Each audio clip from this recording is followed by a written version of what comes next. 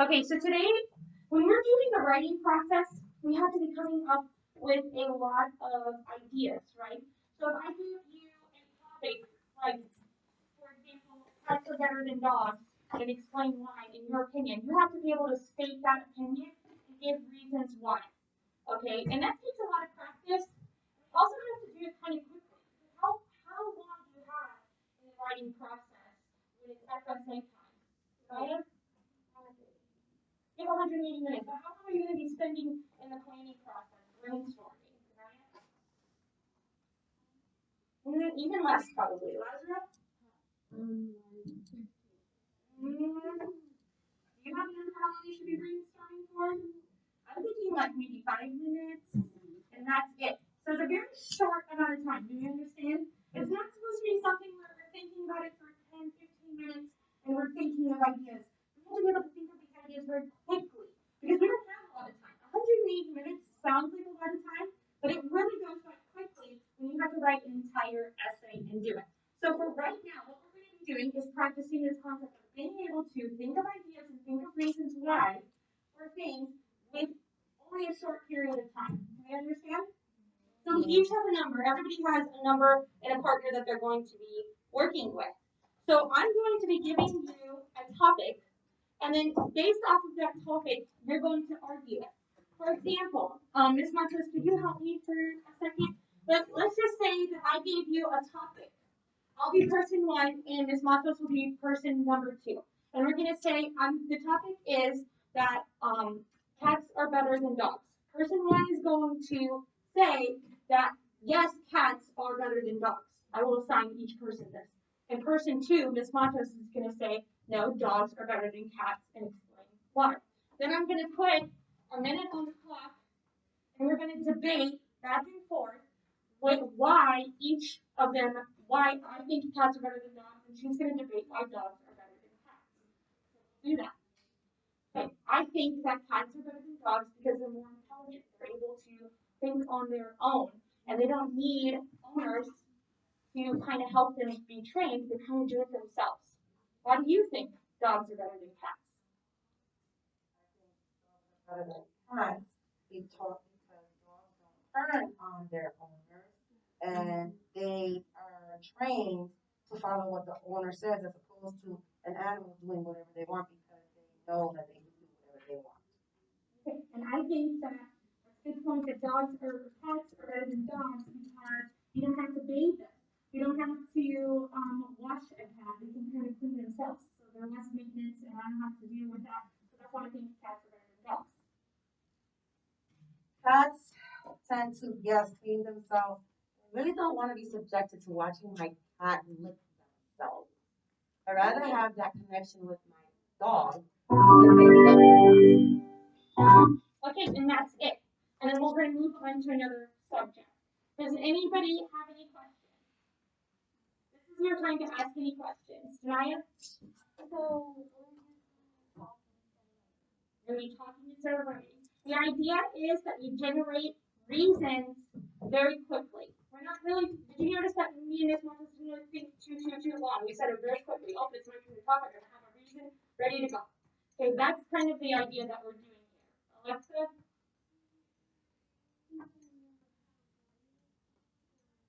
Yes. Any other questions? Max? Yes, it is. Exactly like that. Any other questions? All right, let's get started. So, if you're next to your partner, obviously you need to be socially distanced.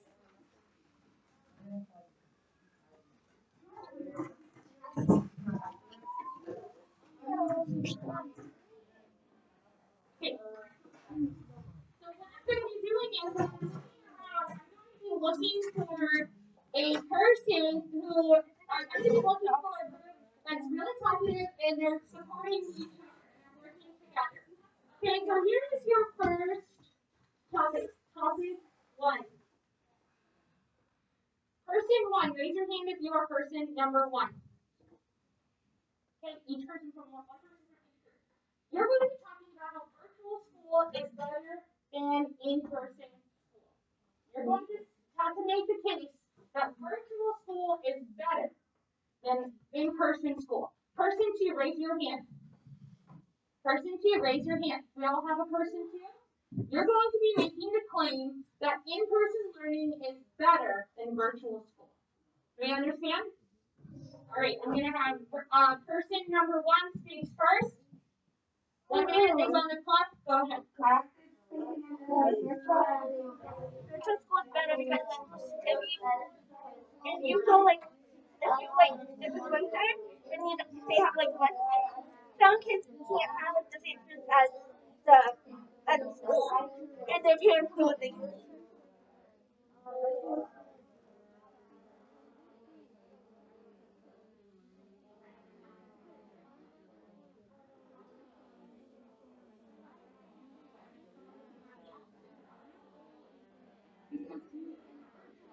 I actually agree with that. You only get to do one at a time. I agree with that, but you actually can do. But I don't think so. I agree with him, but I don't.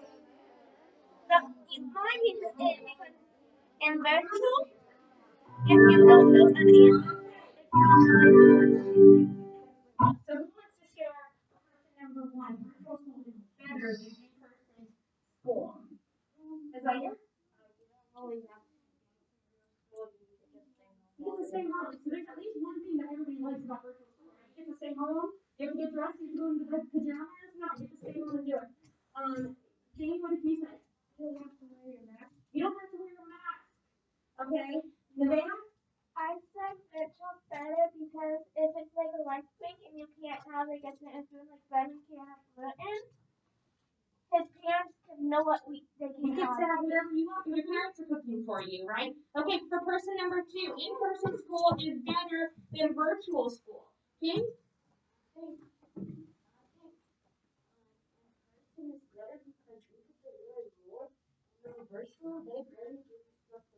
Okay, so you're challenged more in school, in person, rather than online.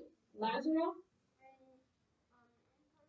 School, in-person learning is better than virtual learning because in virtual everything you do is like the people in virtual, everything they do is put around. They can have their phone right next to them and act like they're in person learning. You can't do that because if you say they're actually watching you, then you get this point of So you get to play with your friends rather than technology in in-person school.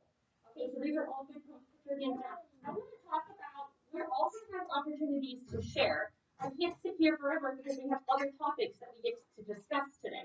So I also want to talk about when you're talking to your friends, how you should be talking to them. I really encourage you to be having your body fully facing your partner. Okay? You shouldn't be like standoffish. If Samson was here and I'm looking directly at him, but he's looking off this way, that comes off to me as a little disrespectful. That comes off as I'd rather be somewhere else than right here with me. Do you understand that? So let's make sure that our body is facing the person that we're doing it. This is just good talking practices. Also, when you're talking to someone, here we like to make eye contact. That's how, for me, I know that someone's really paying attention to what they're saying if they're making eye contact. So I think all of this stuff is good, but I also want us to be focusing on how do we talk to each other properly. All right. So the next topic that we're going to be talking about is this is something that is true to your guys' part, I'm sure. Topic 2. Person number 1. Raise your hand if you are person number 1. You will be talking about kids need recess every day. You will be making that claim that kids need recess every day. But person number 2 says that kids do not need recess every day. So raise your hand if you're person number 2. You're going to be making the claim that you don't need recess every day. Do you understand? All right, I'm going to put 1 minute on the clock. Look at your partner, make eye contact, make sure your body is totally facing them.